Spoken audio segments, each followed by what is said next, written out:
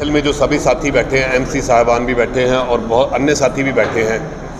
कैथल शहर में तित्रम मोड़ से और जो हमारी नई अनाज मंडी है ड्रेन के पास, वहाँ से सभी साथी उनको रिसीव करके जुलूस के रूप में पहले चुंगी, जो हमें जीन चुंगी हम जिसे कहते हैं, वहाँ पर स्वागत रखा है साथियों ने।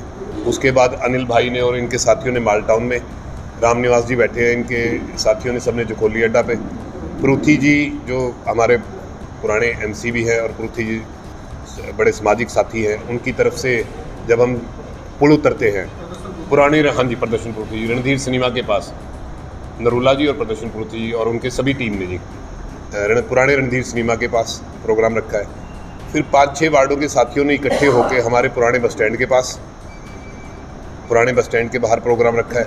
बैकवर्ड समाज के साथियों ने जो आपका प्रेस क्लब है, स्वामी विवेकानंद लाइब्रेरी है, उसके बाहर प्रोग्राम रखा है। और फिर बाकी शहर के बचे हुए सभी साथियों ने, जिसे हम अपना पुराने शहर का एरिया कहते हैं, क्योंकि जुलूस को हम शहर की तरफ ले जा नहीं सकते, रश ज़्यादा हो जाता है, शहर में परेशानी होती है।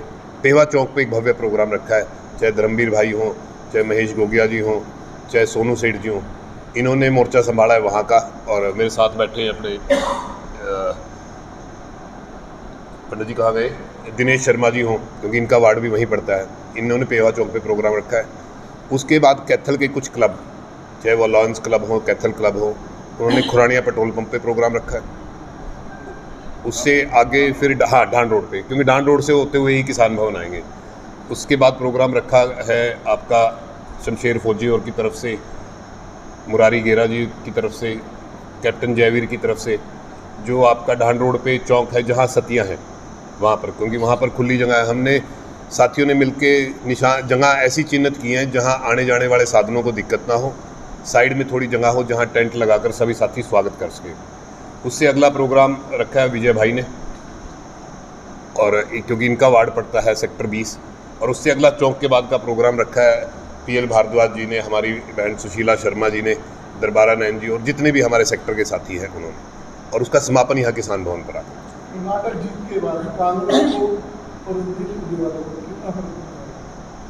देखिए, हर जीत आपका हौसला बढ़ाती है।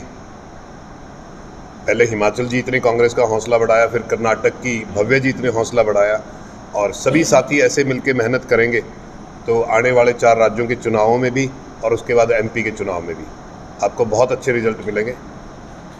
तो जीत तो हमेशा आपका हौसला ही बढ़ाती है। सुरजेवाला का स्वागत है या शक्ति प्रदर्शन है हरियाणा? शक्ति प्रदर्शन किसके खिलाफ होगा? ये तो साथियों की इच्छा थी, पूरे हरियाणा के साथियों की, क्योंकि आप सभी जाति जानते हैं 2021 सितंबर में उन्हें जनरल सेक्रेटरी बनाया गया था, और 1.5 साल से, चाहे कोविड चला बीच में, चाहे कर्नाटक का चुनाव चला, कहीं ना कहीं पिछले 6-8 महीनों से कर्नाटक की व्यवस्था के कारण पूरे हरियाणा के साथियों से समेत कैथल के साथियों से कहीं ना कहीं दूरी रही। क्योंकि रणदीप सिंह सुरजेवाला जी की एक खासियत है, वो जिस भी काम को अपने हाथ में लेते हैं उसे बड़ी ईमानदारी और बड़ी शिद्दत से निभाते हैं। तो 6 महीने उन्होंने साथियों से स्वीकृति लेके कर्नाटक को संभाला, जिसके बहुत अच्छे नतीजे आए। तो साथियों की एक इच्छा थी कि उनका पूरे हरियाणा में एक भव्य स्वागत किया जाए। सांसद बनने के बाद भी हम प्रोग्राम नहीं कर पाए थे, उसका भी इसी के साथ में फिर सभी साथियों की इच्छा से किया गया। जब महासचिव बनाए गए थे तब इसी तरह का जो स्वागत निकाला गया था, सोनीपत, रूट करनाल, इस बाइक से निकाला गया था जीत रोड से। जब की बार रूट चेंज किया गया है, क्या लगता है कि इस जो रूट इस बाइक का कहीं ना कहीं, इस बाइक में कहीं ना कहीं ये माना जाए कि सुरजेवाला आने वाले टाइम में जो सीएम पद के जो कैंडिडेट है और भी मजबूती से आगे बढ़ेंगे? सीएम पद का फैसला छोटे भाई चुनाव होने के बाद, एमएलए बनने के बाद होता है। रणदीप सिंह सुरजेवाला जी की पिछले 37 वर्ष के राजनीतिक कार्यकाल में एक ही खासियत रही है, सबसे ज़्यादा ईमानदारी से अगर पार्टी के लिए अपनी स्वयं का पर्सनल नुकसान सह के भी पार्टी के लिए, ईमानदारी के लिए अगर काम किया है तो उसी रणदीप सिंह सुरजेवाला जी ने किया है।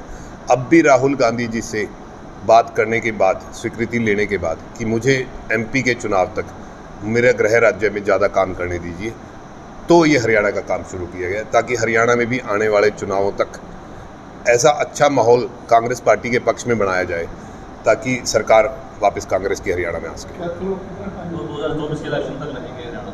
हाँ, हरियाणा में आप देखेंगे सभी साथी इस प्रोग्राम के बाद से हर हफ्ते एक दिन कम से कम कैथल डिस्ट्रिक्ट और जहाँ भी साथी हरियाणा में, हर जगह आपके भगवान के आशीर्वाद से और उनकी मेहनत से, यूथ कांग्रेस के समय से हरियाणा के हर जगह उनके साथी हैं। जो बड़ी बेसब्री से ये इंतज़ार कर रहे थे कि हमारे हलकों में वो प्रोग्राम कब शुरू करेंगे। ये एक उसकी शुरुआत है।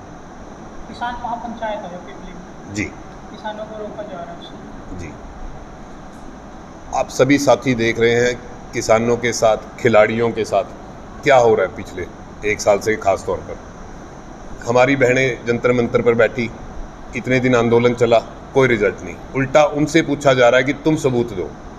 कोई और आदमी होता तो पहले उसे जेल में किया जाता, फिर बात की जाती। अब पता नहीं मोदी जी की या अमित शाह जी की क्या मजबूरी है कि उसके खिलाफ कोई एक्शन नहीं हो रहा। रही किसानों की बात, इतनी बर्बरता से, सिर्फ MSP मांगने पर इतनी बर्बरता से लाठी चार्ज करना, और उसके बाद JJP और BJP वालों के उल्ट सुल्ट बयान देना कि भाई हाईवे तो खाली करवाना है, तो कोर्ट के आदेशों से कराया। इससे बुरा और क्या करेंगे किसान के साथ। लेकिन उनकी ही पार्टी के महासचिव दिग्विजय कह रहे हैं कि वो सूरजमुखी के ऊपर MSP चाह रहे हैं, क्योंकि मुख्यमंत्री साहब मना कर रहे हैं। दोनों भाइयों का एक ही तरीका है, एक खट्टर साहब की बोली बोलो, एक उसके खिलाफ बोलो। हर मुद्दे पर दिग्विजय का और दुष्यंत का कभी भी आप देख लीजिए बयान सेम नहीं मिलेंगे। दुष्यंत सरकार के फेवर की बात करेगा और दिग्विजय सरकार के खिलाफ बात करेगा, ताकि लोगों में कहने को ये रहे कि हमने तो आपके खिलाफ, आपके हक में आवाज़ उठाई थी। आजकल तो उनकी गठबंधन का ही भगवान जाने क्या चल रहा है। तो देखते हैं कितने दिन की दोस्ती है। उन्होंने कहा था कि जब सरकार बनानी, स्टेबल सरकार देने के लिए फैसला लिया गया था, जो अब सरकार चल रही है वो मजबूरी की है या अपने मुंह से तो वो मजबूरी कर रहे हैं, कहीं ना कहीं मजबूरी नजर आ रही है। क्या मानते हैं आप? ये गठबंधन की सरकार नहीं है, ये ठगबंधन की सरकार है कि तुम हमारा फ़ायदा करो, हम तुम्हें सपोर्ट देते रहेंगे, इससे आगे कुछ नहीं। निर्दलीय विधायक भी समर्थन कर रहे हैं। निर्दलीय विधायक, कुछ को मंत्री बनाया गया, कुछ को चेयरमैन बनाया गया, इसी बात के लिए सरकार का समर्थन कर रहे हैं। आज JJP की ये हालत हुई है, BJP उसको छोड़ना जा रही है और JJP उसको पकड़ के बैठी है। अगर दुष्यंत चौटाला जी इतने ही किसानों के हक के आदमी होते तो वो किसानों के हक के महकमे लेते, इरिगेशन का महकमा लेते, पावर का महकमा लेते, एग्रीकल्चर का महकमा लेते। महकमे वो लिए हैं जिनमें मलाई है, तो किसानों की हक का बात करना तो उनके मुंह से वैसे ही अच्छा नहीं लगता। जब चुनावी साल नजदीक होता है तो सरकार कुछ लोगों के लिए करती है, इंडिया आंदोलन पेश किए जा रहे हैं, कहीं दबाया जा रहा है, उनकी सुनी जा रही है। आपको क्या लगता है सरकार के बारे में कैसे? अहंकार बड़ा भयंकर हुआ है हमारे खट्टर साहब को भी, मोदी साहब को भी, और मतदाता बड़ा जागरूक है, चाहे वो शहरी हो चाहे वो ग्रामीण हो। बड़े बड़ों का अहंकार खो देता है, ये तो कुछ भी नहीं। एक तरफ जहाँ मोदी सरकार 9 साल के सफल आयोजन को लेकर अपना प्रचार प्रसार कर रही है, कहीं ना कहीं जानकारी में कल आया भी जो इनके मुख्यमंत्री हैं, जहाँ प्रदेश में सरकार है, वहाँ इनको कहा गया है कि आप क्षेत्रीय दलों में आप संपर्क बढ़ाएं, हमें कहीं ना कहीं सरकार 2024 में बनाने के लिए क्षेत्रीय संगठनों का सहयोग लेना पड़ सकता है। BJP का इंटरनल सर्वे ही MP की सीट्स के बारे में उन्हें बहुत अच्छा कुछ नहीं दिखा रहा। और रही 9 साल की सफल सरकार के, जिस दिन उन्होंने यहाँ प्रोग्राम किया तो वहाँ से क्रॉस करते हुए मेरे मन में अचानक एक बात आई, एक बड़ी हंसी सी आई। कैथल में 9 साल से MP भी और सरकार भी BJP की तकरीबन 8.5 साल से है।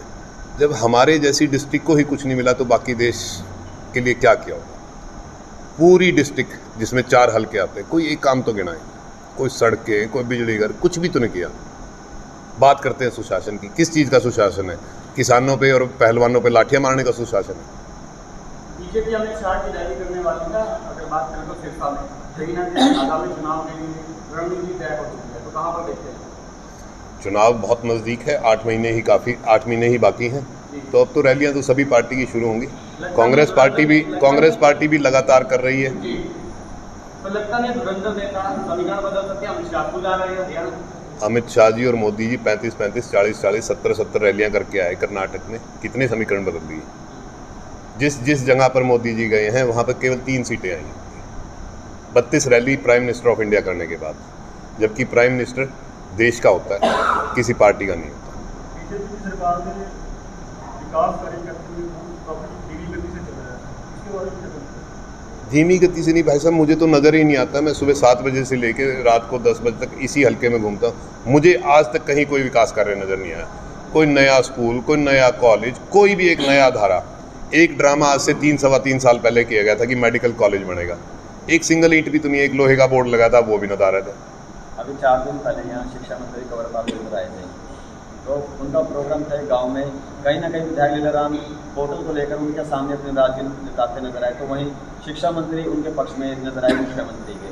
क्या लगता है जो पोर्टल है ये सरकार ठीक काम कर रही है या विधायकों को कहीं ना कहीं कुछ आगे मलाई चाटने का मौका नहीं मिल रहा है? ऐसा लीलाराम जी तो धन्य है, जिस दिन वो बने उसी दिन से कहना शुरू कर दिया कि मेरी तो एसपी नहीं सुनता, मेरी तो सरकार नहीं सुनती, मेरी तो डीसी नहीं सुनता। पिछले 6 महीने से वो बीजेपी के किसी भी प्रोग्राम में नहीं जा रहे हैं, आप देख रहे होंगे, चाहे उनका प्रदेश प्रभारी आए चाहे कोई भी आए। कठवाड़ गांव में स्कूल के इनॉग्रेशन के प्रोग्राम में ज़रूर गए, पोर्टल की बुराई करके आए। शिक्षा मंत्री जी तो बोलेंगे ही सीएम साहब के हक में, जहां एमएलएज की सुनवाई नहीं है वहाँ लोगों की सुनवाई की क्या उम्मीद है? Thank you. थैंक यू भाई साहब।